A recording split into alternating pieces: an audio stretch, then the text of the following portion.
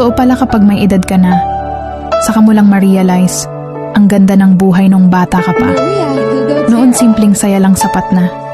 Laro sa labas, tawanan kasama ang mga kaibigan, at uwi sa bahay na pagod pero masaya.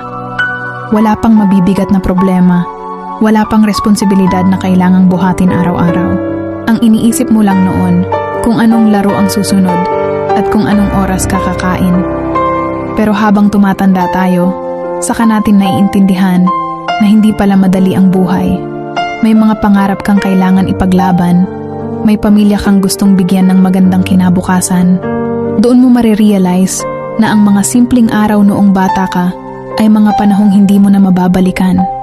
Pero pwede mong gawing inspirasyon para mas lumaban. Kaya kung pagod ka man ngayon, tandaan mo lang, minsan kang naging batang puno ng pangarap. At hanggang ngayon nasa iyo pa rin ang lakas na iyon para ipagpatuloy ang laban sa buhay.